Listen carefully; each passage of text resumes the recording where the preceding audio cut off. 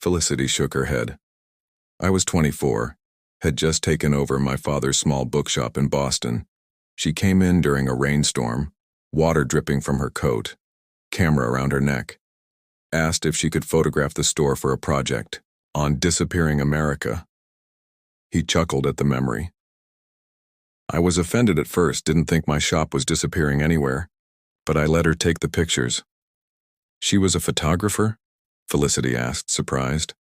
Photojournalist. Covered everything from civil rights marches to the Vietnam War.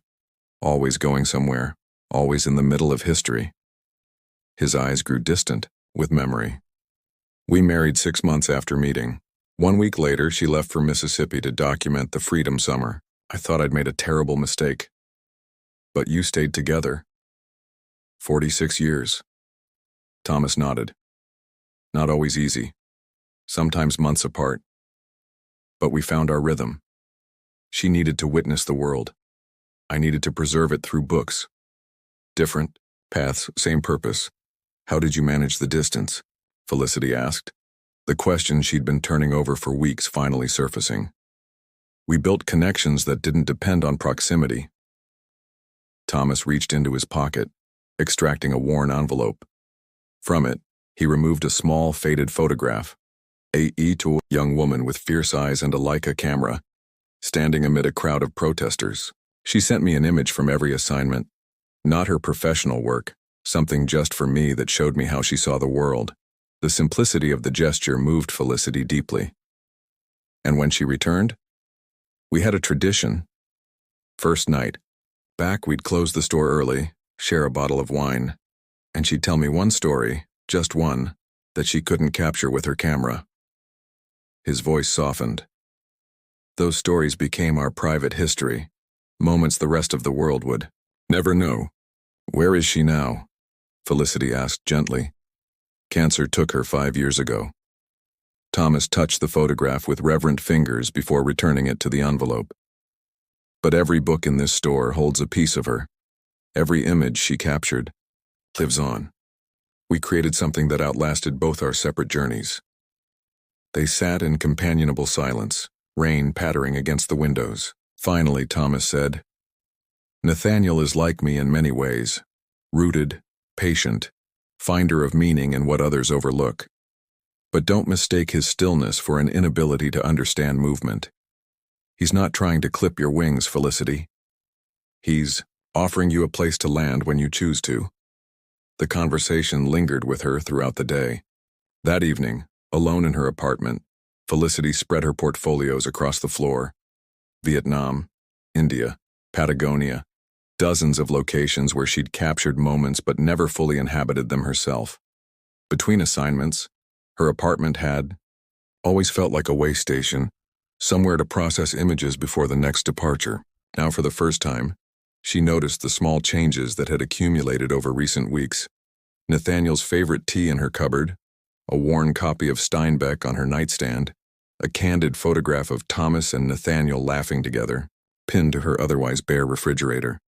Sunday morning, she called Pauline. I'll take the Morocco assignment, she said without preamble. Excellent. Pauline's satisfaction was evident. I'll send the contracts today. But, Felicity continued, I need to depart after December 20th. Non-negotiable, and I want a break. Scheduled for January 15th through the 22nd to return for my exhibition opening. Silence stretched across the line. That's not how these assignments typically work, Pauline finally said. It's how this one will work, Felicity replied, surprising herself with her certainty. Or they can find another photographer. After a long pause, Pauline sighed. I'll see what I can do, but, Felicity, this isn't a precedent you want to set in this industry. Flexibility is part of what makes me valuable, Felicity finished. So is my unique perspective. Tell them they're getting the photographer they want, just on slightly adjusted terms. When Nathaniel returned from Seattle that evening, Felicity was waiting outside the bookstore. They walked in silence to the waterfront, watching twilight settle over the Willamette River. I'm going to Morocco, she finally said, her breath visible in the chill air. December 21st. Nathaniel nodded. his expression carefully composed. How long? 4 months, with a break in January for the exhibition. She turned to face him fully. I need you to understand something. I will always go.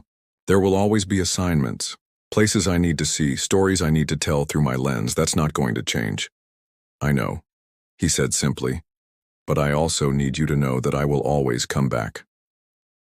The words felt momentous as she spoke, them a commitment she'd never made before.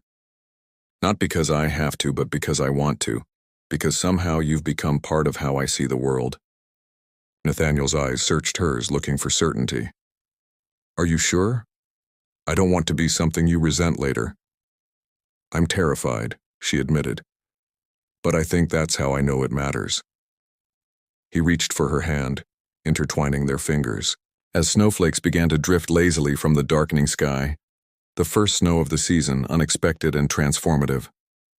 I have a proposition, he said, a way for us to stay connected while you're gone. I'm listening. Each week send me one photograph, not for publication, not for your assignment, something just for me, that shows me how you see the world in that moment. Felicity recognized Thomas's tradition, felt the symmetry of it linking generations. And in return, each week I'll send you a passage, something I've found that made me think of you. Not grand declarations, just words that connect us across the distance. The simplicity of the exchange moved her. And when I return, we share one story each, something that couldn't be captured in an image or words, something just for us. His eyes held hers, snow catching in his eyelashes. We build our private history, moment by moment. In that instant, standing by the river with snow falling around them, Felicity felt something shift inside her. Not a door closing on her freedom, but a window opening to possibility she'd never allowed herself to imagine. I think, she said slowly, that might be the most beautiful offer anyone has ever made me. The weeks before her departure passed in a blur of preparation, visa applications, equipment checks, research on Berber communities. Nathaniel helped her prepare, finding obscure books on Moroccan culture, listening as she practiced rudimentary Arabic phrases, creating space for her anticipation without inserting his own concerns. On her final night before leaving, they sat, in her now familiar living room, takeout containers pushed aside, her packed equipment cases lined up by the door. I have something for you, Nathaniel said, handing her a small package wrapped in brown paper. Inside, she found a miniature leather-bound book, its pages filled with handwritten quotes, poems, and short passages. For the journey, he explained. One for each day until you return. Felicity's throat tightened as she leafed through the pages, recognizing selections from books they'd discussed, conversations they'd shared, moments that had shaped their still new relationship. Now you have to come back, he said lightly, though his eyes were serious, to tell me which one spoke to you. In response, she retrieved a small box from her desk. This is for you. Nathaniel opened it to find a vintage pocket watch, its silver case engraved with a compass rose that matched the journal he'd given her months earlier. It belonged to my father, she explained. The only constant through all our moves. He said it helped him remember that no matter where we went, time connected us to the people we loved. The gift represented something she'd never offered before. Not just a token, but a piece of her history, her carefully guarded past, open to include him. Thank you, he said simply, understanding the significance without need for explanation. That night, as they lay tangled together in her bed, Felicity finally voiced the fear that had haunted her since Morocco was first mentioned. What if everything changes while I'm gone? She whispered into the darkness. What if we lose whatever this is becoming? Nathaniel was quiet for a long moment, his hand tracing patterns on her bare shoulder. Some things will change, he finally said. That's inevitable. But the important parts, the way we see each other, the space we create together, that's ours to maintain. How can you be so certain? She asked, vulnerability raw in her voice. I'm not, he admitted. But I believe some connections transcend distance, not because they're magical or destined, but because we choose them, daily, whether we're together or apart. In the pre-dawn hours, as Felicity prepared to leave for the airport, she found herself lingering in her apartment, suddenly reluctant to step through the door. Nathaniel waited patiently, her heaviest equipment bag already slung over his shoulder. "This feels different," she confessed. "Usually I can't wait to go." "Maybe because this time you're not just leaving," he suggested. "You're also returning to something." At the airport security checkpoint, their goodbye was brief. No dramatic promises, no public displays. Just Nathaniel pressing his forehead gently against hers, the pocket watch chain visible in his vest pocket. "Your world through your lens," he said, echoing his words from months earlier. "One image at a time." "One passage at a time," she replied. The familiar fear of departure mingled with something new, the quiet anticipation of eventual return. As her plane lifted into the winter sky, Felicity opened the miniature book to the first entry, dated for that day. In Nathaniel's careful handwriting, she read, "The real voyage of discovery consists not in seeking new landscapes, but in having new eyes." Marcel Proust below it, he'd added in smaller script, "You've given me new eyes, Felicity. The world looks different now." For the first time in her life, Felicity understood what it meant to be simultaneously leaving and heading home. The portrait we didn't pose for. Morocco embraced Felicity with its labyrinthine medinas, ochre mountains, and the rhythmic cadence of languages she was slowly beginning to recognize.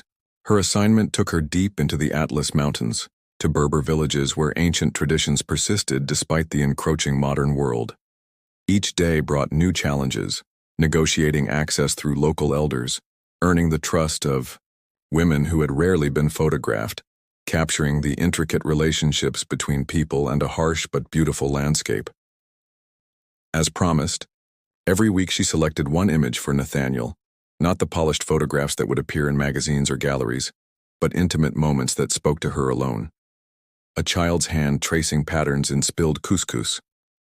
An old woman's eyes, crinkling with laughter above her veil.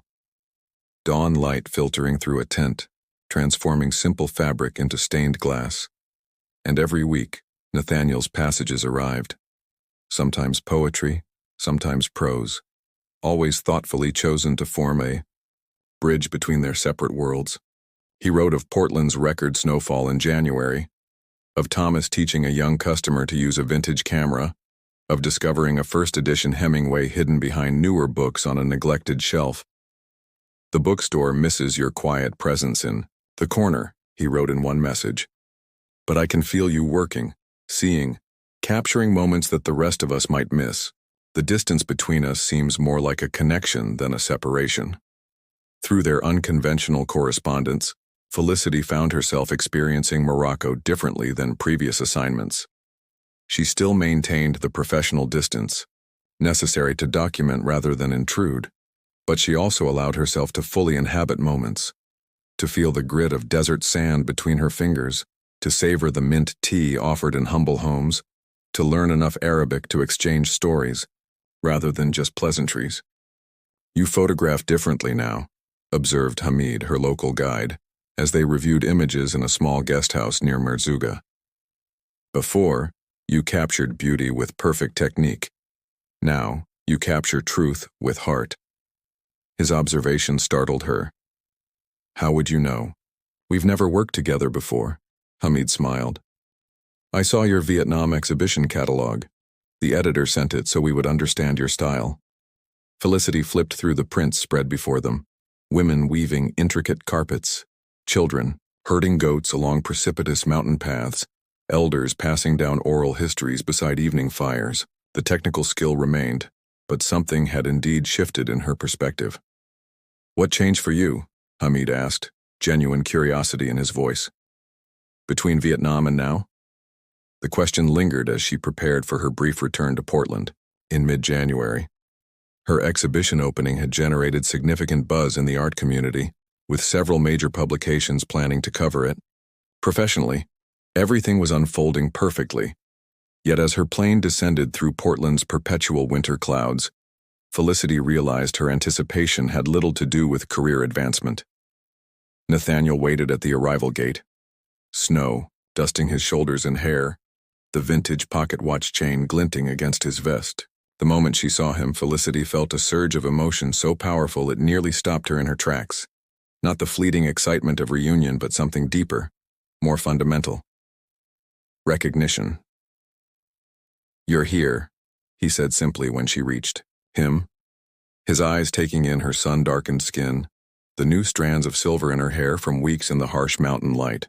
"I'm here," she confirmed, allowing herself to be pulled into his embrace, breathing in the familiar scent of old books and Earl Grey tea that clung to his clothes.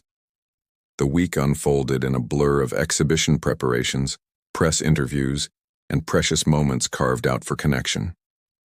Thomas, now sporting a visible scar from his pacemaker surgery, but otherwise remarkably energetic, insisted on hosting a small dinner at his home the night before the opening. "To family," he toasted, raising his glass to the intimate gathering. Felicity, Nathaniel, Danny, and a few close friends. Both born and chosen, the exhibition opening exceeded all expectations. The gallery overflowed with admirers, critics, and fellow photographers. Felicity's images of Vietnam's vanishing fishing traditions drew particular praise, with the New York Times reviewer calling them elegiac yet unsentimental, documentary work elevated to timeless art. Throughout the evening, Nathaniel remained, a quiet, steady presence, never intruding on her professional moments but always nearby, his pride evident in the way he studied each photograph as if seeing it for the first time. Several times Felicity caught him explaining technical aspects of the images to curious attendees, his knowledge of her work both surprising and deeply moving. As the crowd thinned near midnight, he found her in a quiet corner, champagne flute in hand. "Congratulations," he said softly. "They love your work, as they should." "Thank you for being here," she replied, suddenly acutely aware that in 3 days she would return to Morocco for another 3 months. Where else would I be? His smile held no trace of the resentment or resignation she'd grown accustomed to from previous partners during her career triumphs. Later that night, in the warmth of his apartment above the bookstore, they shared the stories they'd promised each other. One moment from their time apart that couldn't be captured in photographs or passages. Nathaniel spoke of a December morning when heavy snow had closed the city, the bookstore empty of customers. Thomas insisted on staying open anyway. "We sat by the window drinking cocoa, and he told me about his proposal to your grandmother, how he'd planned this elaborate moment at a fancy restaurant, but then impulsively asked her while they were shelving books together." "What did she say?" Felicity asked, curled against him beneath a heavy quilt. "That sometimes the unplanned moments reveal more truth than the ones we carefully compose." His fingers traced patterns on her shoulder. "It made me think of you, how our most significant moments have never been the ones we anticipated." Felicity's story came from her second week in Morocco, a sudden sandstorm that had trapped her in a remote village, forcing her to shelter with a Berber family in their small home. "The grandmother spoke no French or English, and my Arabic was still terrible," she recalled. "But she took my camera, studied it, then took my hand and led me to a small chest. Inside were photographs, old, faded images taken by a French anthropologist who'd visited their village in the 1950s. She recognized what you do," Nathaniel observed. "More than that. She showed me photos of herself as a young woman, then pointed to her granddaughter who looks remarkably similar. She kept saying something I didn't understand until her son translated. We remain, even when the image fades." Felicity's voice softened.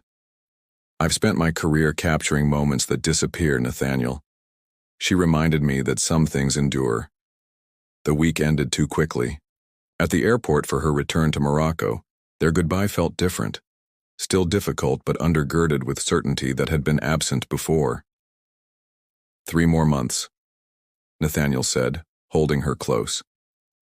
89 days, she corrected, having counted precisely. Then home. The word home lingered between them, its meaning transformed from a physical location to something more profound. Back in Morocco, Felicity threw herself into the final phase of her project with renewed purpose. As winter gave way to spring, she documented the seasonal migration of nomadic families, religious celebrations, and the intricate agricultural practices that had sustained communities for centuries. Each week, her photograph winged its way to Portland. Each week, Nathaniel's passages arrived in return. Across continents, they maintained the delicate thread of connection, neither demanding nor presuming, but consistently choosing to share their separate journeys. In late March, an unexpected email arrived from Pauline. National Geographic wants to extend the assignment. Additional 2 months expanded scope to include coastal Berber communities. Significant increase in publication space and compensation. Need your decision by Friday. 5 years ago, even 1 year ago, Felicity would have accepted immediately, grateful for the professional recognition and extended opportunity to immerse herself in her subject.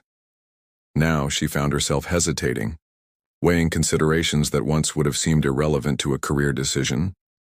Her weekly photograph to Nathaniel that day was unlike the others, not a Moroccan scene but a self-portrait reflected in a hammam mirror, her expression thoughtful, questioning. She included no explanation, curious what he would read in the image. His response came within hours, not a passage this time but a direct message. I see the question in your eyes. Whatever you decide, remember, roots don't prevent growth. They nourish it. Your wings and your heart can serve the same purpose. The next morning, Felicity called Pauline. I'll complete the original assignment as planned, she said firmly. I'll return to Portland on April 21st as scheduled. Are you certain? Pauline sounded genuinely confused. This is National Geographic. Felicity, the extension could lead to a staff position. I'm certain, Felicity replied. But I have a counter-proposal. I'll return in September for a 3-week shoot focusing specifically on coastal traditions. 2 assignments instead of 1. Extended stay. That's unusual, Pauline said slowly. But it might actually work better for their publication schedule. Let me discuss it with them. After ending the call, Felicity sat on her guest house balcony overlooking Chefchaoun's blue-washed buildings, a strange lightness filling her chest. For the first time in her career, she had shaped an assignment around her life rather than shaping her life around an assignment. Not by refusing the opportunity, but by reimagining how it might fit into a larger picture. The remaining weeks in Morocco passed with bittersweet intensity. Felicity worked with focused determination, knowing each image needed to contribute to a cohesive narrative about traditions at a crossroads. Yet she also allowed herself moments of pure presence, sharing meals with families who had welcomed her into their homes, learning traditional weaving techniques that would never appear in her photographs, listening to stories told in languages she understood through gesture and expression rather than words. On her final evening in a small village near Tafraout, an elderly man who had gradually allowed her to document his family's shepherding practices presented her with a small woven tapestry. For remembering, the man's daughter translated. He says you see with heart, not just eyes. The unexpected gift moved Felicity deeply. Throughout her career, she had been careful to maintain professional boundaries with her subjects, conscious of the ethical complications of becoming too personally involved, yet somehow, without compromising those principles, she had allowed herself to be touched by the lives she documented. As her departure date approached, Felicity found herself filling Nathaniel's journal with observations she once would have kept to herself. The particular quality of light before a desert storm, the rhythm of languages she'd grown to recognize if not understand, the smell of spices that would forever transport her back to specific moments. I used to think attachment was the enemy of honest documentation, she wrote during her final night in Marrakesh. Now I wonder if perhaps it's the opposite. If allowing myself to be affected by what I witness makes my work more truthful, not less. April 21st arrived with unexpected clarity after days of dust storms. As her plane lifted above Morocco's diverse landscape, mountains, deserts, and coastlines she had traversed with her camera, Felicity experienced none of the melancholy that typically accompanied the end of an assignment. Instead, she felt the quiet anticipation of return. Portland greeted her with a riot of spring blossoms, cherry trees lining the waterfront in full bloom, the city emerging from winter's grasp. When her taxi pulled up outside Reed's Books, Felicity saw that the store was closed despite the mid-afternoon hour, a handwritten sign on the door reading simply, "Back tomorrow." Using the key Nathaniel had given her before her departure, she unlocked the door, the familiar bell chiming as she stepped inside. The store looked exactly as she remembered, yet somehow new, as if she were seeing it through transformed eyes. "Hello?" she called, setting down her camera bags. Nathaniel appeared from the back room, his face lighting with a smile that made her heart contract. "You're early," he said, crossing the space between them in a few quick strides. "I was going to meet you at the airport." "I changed my flight," she admitted as his arms encircled her. "I couldn't wait another day." Later, after they'd shared the stories that had accumulated during their separation, they walked along the waterfront, cherry blossom petals swirling around them like fragrant snow. "I've been thinking," Felicity said, watching a cargo ship navigate the Willamette River, "about what comes next." Nathaniel gave her the space to continue, his hand warm around hers. "Pauline's already talking about assignments in Bolivia, Mongolia, Siberia." She turned to face him fully. "And I want to take them. I need to." "I know," he said simply. "It's who you are. But I'm also thinking about what Thomas said about his wife, how they built a life that accommodated both her need to witness the world and his need to preserve it." She took a deep breath. "I want that too. A life that includes both movement and stillness, documentation and participation." "What are you saying exactly?" Nathaniel asked, his expression careful. "I'm saying, I want to establish a home base here. Not just an apartment I pass through between assignments, but a real home." The words felt monumental as she spoke them. "With you, if that's what you want too." The joy that transformed his face told her everything before he spoke. "I think," he said carefully, "that might be the most beautiful offer anyone has ever made me." The echo of her own words from months earlier made her laugh even as tears pricked at her eyes. "Is that a yes?" In answer, he reached into his pocket and withdrew a small box. "I've been carrying this around for weeks, waiting for the right moment." Inside was not a traditional engagement ring, but a delicate silver band etched with a compass, rows that matched both his watch and her journal. "I know traditional symbols aren't really us," he said softly, "but I wanted something that represented both rootedness and direction, stability and movement." "It's perfect," she whispered, allowing him to slide it onto her finger. "I'm not asking you to stay in one place forever," Nathaniel clarified, his hands warm around hers. "I'm asking if we can build a life where we both have what we need.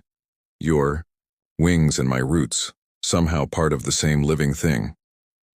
Standing there amid falling cherry blossoms, Felicity realized that what she'd feared for so long, that deep connection would somehow diminish her, had been transformed into its opposite.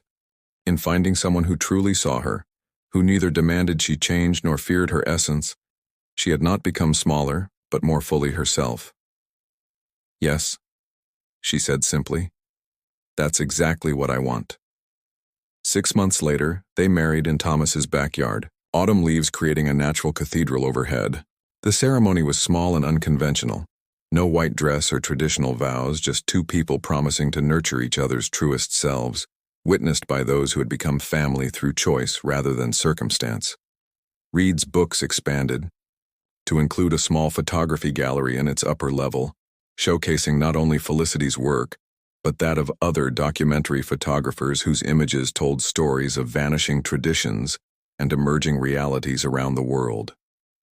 Between assignments, Felicity taught workshops, sharing her technical knowledge while emphasizing the ethical responsibilities of those who document others' lives. Their home, a converted warehouse loft with high windows and space for both Nathaniel's Library and Felicity's darkroom became a place of constant evolution. Walls that had once been bare gradually filled with carefully selected photographs and treasured books, physical manifestations of their intertwined journeys. On the first anniversary of their meeting, Nathaniel presented Felicity with a handmade album, its pages containing not her professional work but the weekly photographs she had sent him throughout their separation, intimate glimpses of how she saw the world, arranged chronologically to reveal a visual narrative of their developing relationship. "I call it the portrait we didn't pose for," he explained. "Because the truest image of us isn't in any single photograph but in the collection of moments we've chosen to share." As her career continued to take her around the world, sometimes for weeks, occasionally for months, Felicity maintained their tradition, sending one image each week that spoke not to editors or audiences, but to the man who had become her home base. And each time she returned, they added one story to their private history, moments that existed outside her professional documentation, treasured precisely because they belonged only to them. On a crisp autumn evening 5 years after their first meeting, Felicity stood on their rooftop terrace watching twilight settle over Portland. Tomorrow she would leave for Bolivia, another 3-month assignment documenting indigenous communities adapting to climate change. Nathaniel joined her, wrapping a blanket around them both as the evening air cooled. "What are you thinking?" he asked, his arm warm around her waist. "About something the Berber grandmother told me in Morocco," Felicity replied. "We remain, even when the image fades." "Wise woman," he murmured. "I spent so many years afraid of permanence," she continued, leaning into his embrace, convinced that staying meant diminishment, that roots would somehow clip my wings. "And now?" Felicity turned in his arms, the city lights illuminating his beloved face, the face that had become, improbably, the center of her expanding world. "Now, I understand what Thomas meant. It's not about choosing between witnessing the world and preserving it.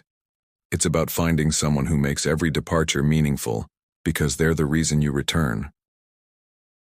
Below them, lights blinked on across the city, each representing lives and stories continuing in her absence. Above, stars emerged in the darkening sky, the same stars that would shine over Bolivian mountains in the coming months. And here, in this moment between, Felicity knew with absolute certainty that she had found what she never knew she sought. Not the absence of goodbyes, but their transformation into something beautiful. "The last goodbye," she murmured, recalling the story that had seemed so impossible when she first heard it. "What's that?" Nathaniel asked. Felicity smiled, pressing her forehead to his. "Not a goodbye at all. A promise to always find our way back to each other, no matter how far we travel." In the years that followed, Felicity Winters became known not just for her technical mastery, but for the profound humanity in her images, her unique ability to document vanishing traditions while honoring the resilience and adaptation of the communities she photographed. Critics noted the evolution in her work, how it maintained professional distance while somehow conveying deep connection, how it balanced clear-eyed documentation with compassionate witness. What they couldn't see, what existed beyond the published images and gallery exhibitions, was the private collection of photographs that told a different story, the weekly images sent across continents and time zones, mapping not just her physical journeys but the emotional landscape of a woman who had discovered that love, the right kind of love, doesn't constrain but expands, doesn't diminish but enlarges, doesn't end but continues to unfold in endless, unexpected ways.